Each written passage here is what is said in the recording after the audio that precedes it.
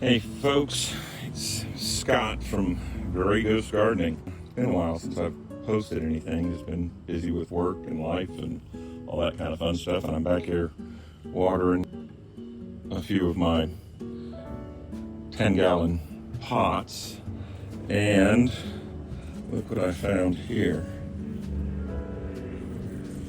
This is a JH Adriatic. I gotta be careful, I'm gonna move. I got a yellow jacket nest right there, and they're eyeballing me awful angrily. So let me get out here. Hopefully it's not maybe spoiled, maybe it's past being ripe. We're gonna find out. How about that? That sure looks good, doesn't it? I'll give it a taste. Smells good.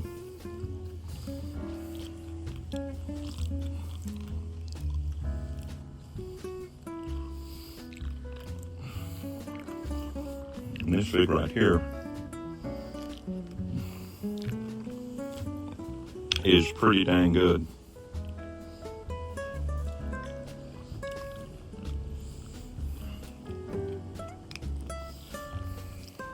Light sweetness, slightly chewy skin, kind of leathery, but I think that's just because it's been sitting on there a while.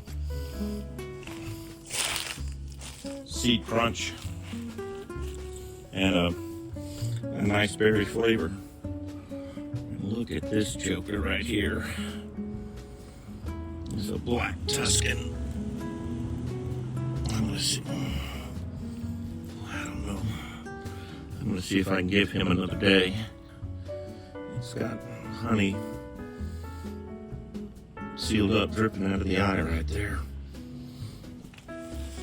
This finally started to produce some figs this year, and I just have to be super careful watering them. I'll get that one tomorrow when I've got some better light. So anyways, just wanted to share.